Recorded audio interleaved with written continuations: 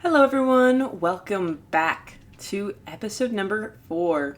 At the end of last episode, we went through our teleport over to the lava biome.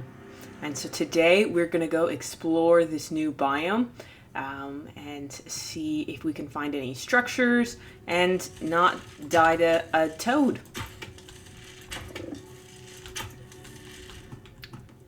Or just teleport back. Oh, there's 2 now?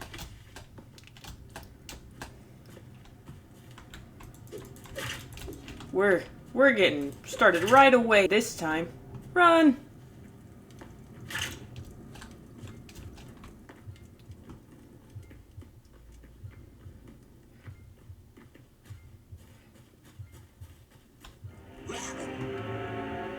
I don't know what that sound was, but not a fan of it.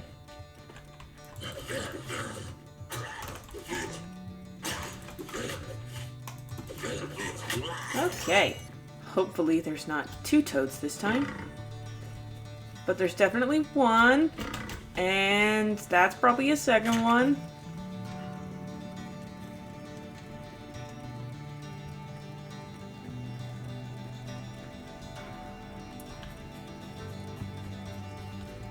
Cool. But now our health's a little better for this fight.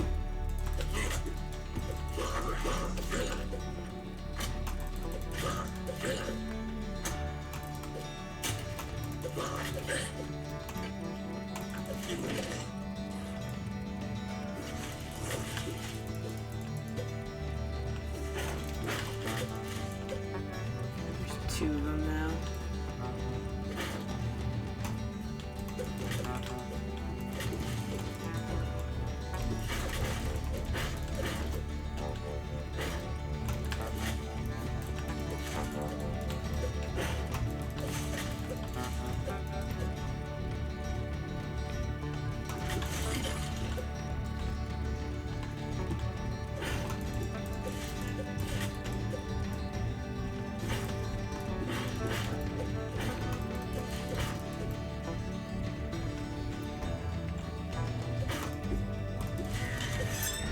Is this like a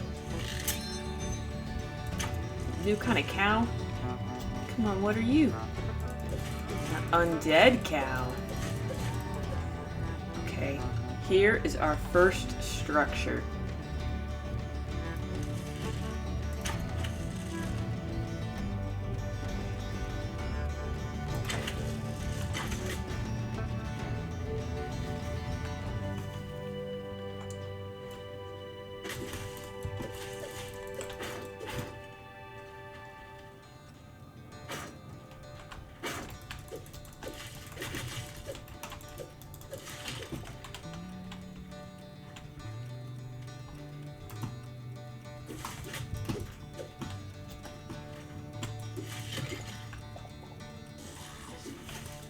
Cool, he was downstairs. Oh my goodness, he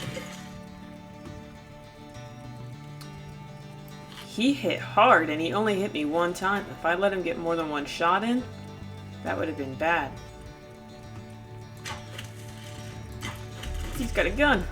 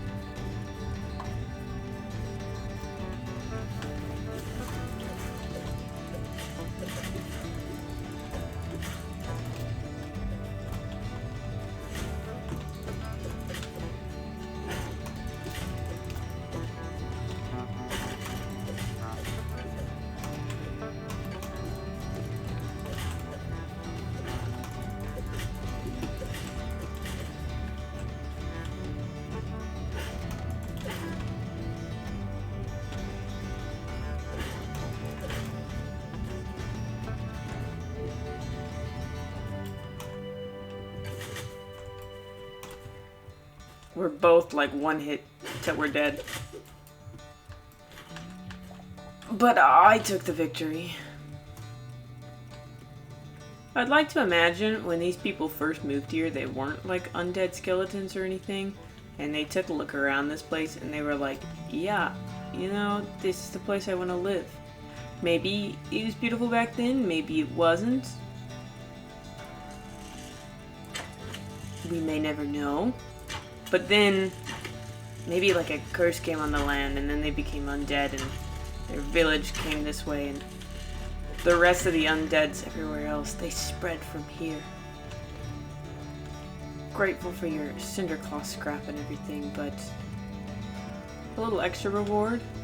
My gosh, they have a Quebecan light, which makes me feel like they stole it from the Quebecans.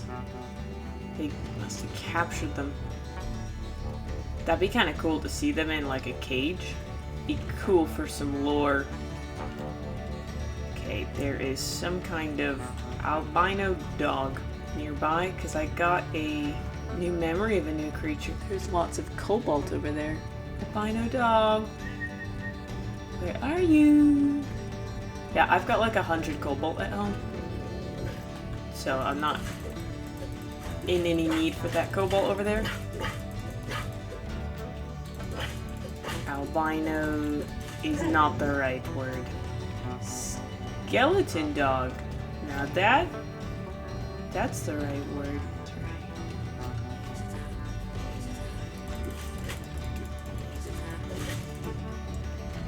right. I was ready for 2, but I'm not ready for 3.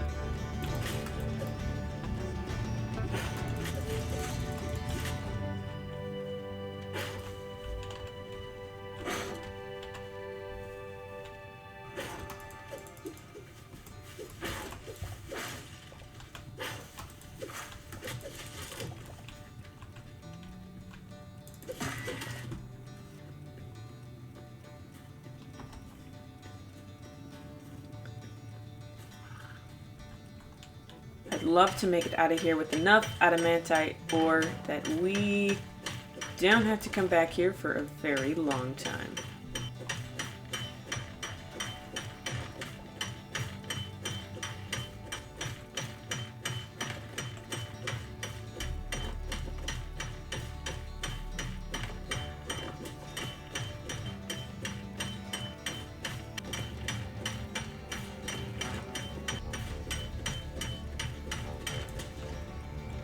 Man, this stuff's easier to mine than the cobalt or the thorium was. There's more of it on the surface than I'm passing up that adamantite ore. I have over a stack of 100.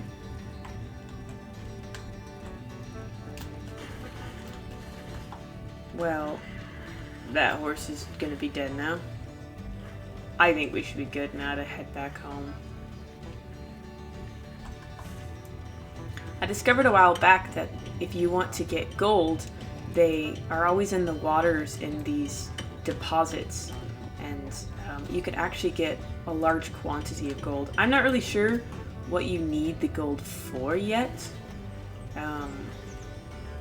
just because none of the tools are made out of gold, none of the advancements or anything. I'm sure it's gonna be needed in like leveling up workbenches and stuff. Alright, we're back home from our little trip. Let's start smelting all of our stuff up. Now, before we do anything else, there's something I really want to do. Look at that. 116 cindercloth scraps now. So now we can craft this. And if we right click, now our backpack has a whole slot more. For the rest of this episode, we are going to work a little bit more outside and around.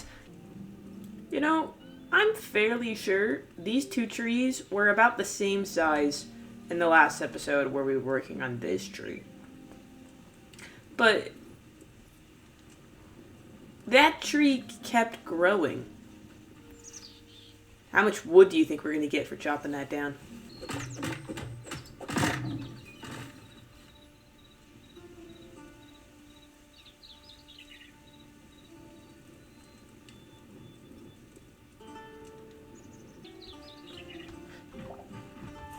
Yeah, just 1,395 pieces of wood. I am gonna leave this tree and see if it also grows humongous. And check back in. Okay, we're gonna go ahead and make a little bunny pen. I think right here in this area. I'm not too sure if the bunnies can hop outside of the fences, but I want to say they can't. And it is an adult bunny, which is kind of nice. Since we can get creatures that big inside the capture crate, I think we can get adult pigs. And I want to test if we can get adult sheep as well, because they're not terribly large. So I'm going to make a couple more capture crates, and let's go look for some more friends. I would love to put a little pond or a water feature at our base sometime, but I imagine it's going to take a lot of trips of getting some water. Please work, please work. No, of course not.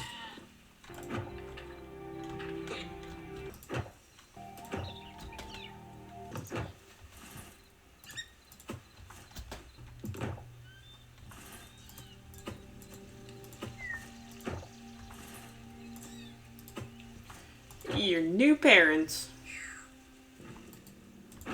We'll see if the mouse stays, but you know how mice are always inside barns? We should stack up some extra hay over here and stuff too, and give them a little place to hide in. Sweet, as soon as these two heavy hide are done, we will have enough heavy leather to create our workbench number 2. And then the first thing we're going to do is create this pickaxe.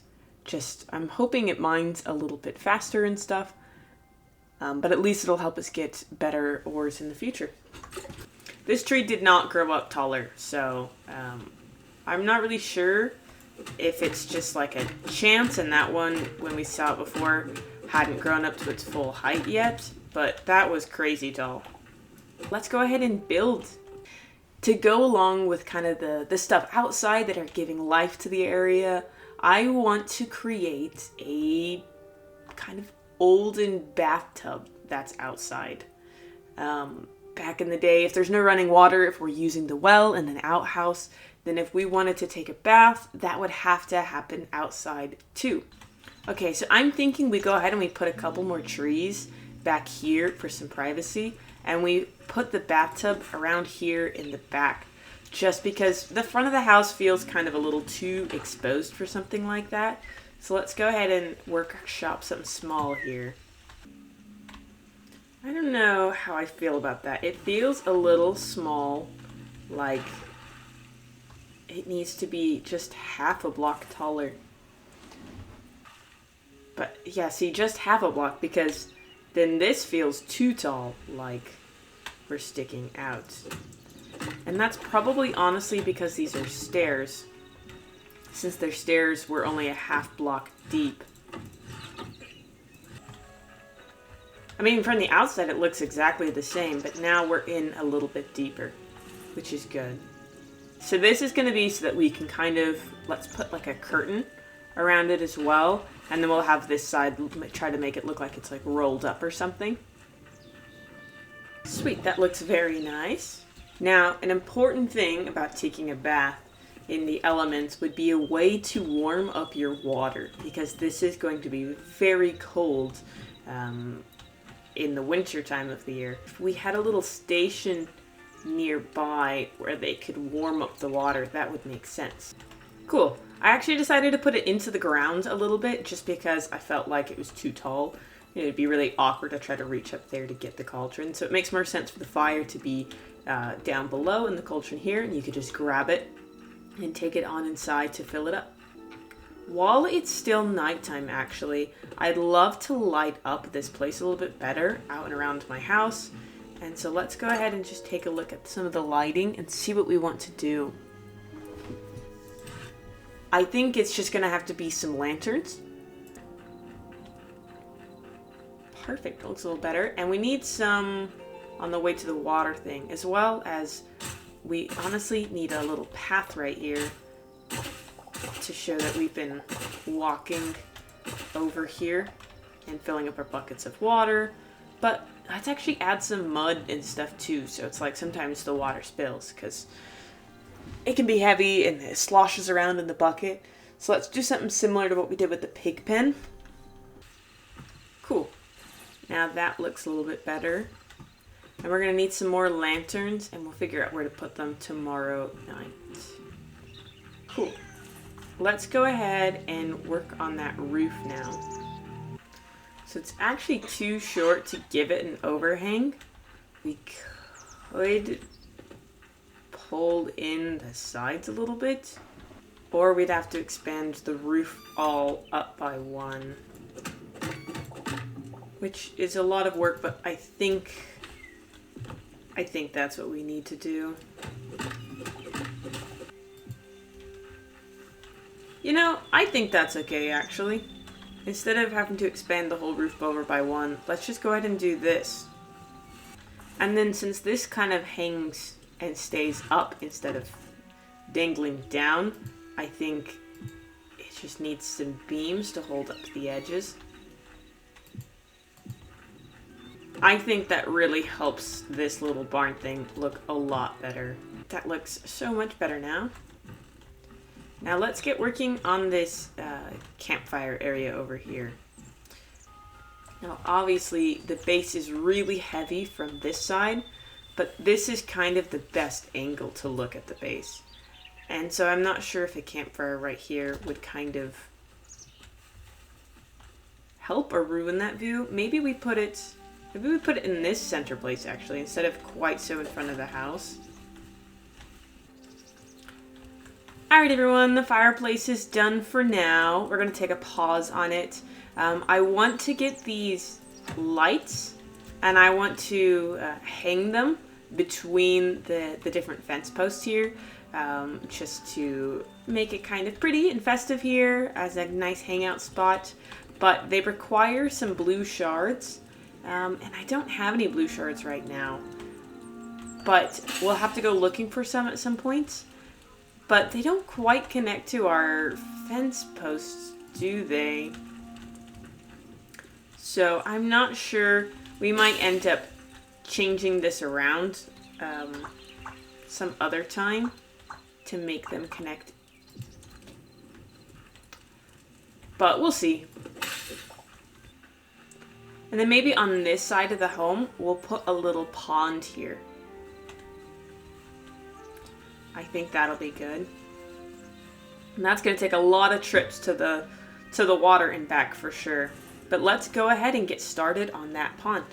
Everyone, we built a pond now. It took a really long time with lots of trips back and forth for the water, but we finally got it all worked out so that there's no source blocks missing, at least on the top layer. This bottom layer, I think, technically doesn't have anything. We still can't use it as a source of water for our buckets.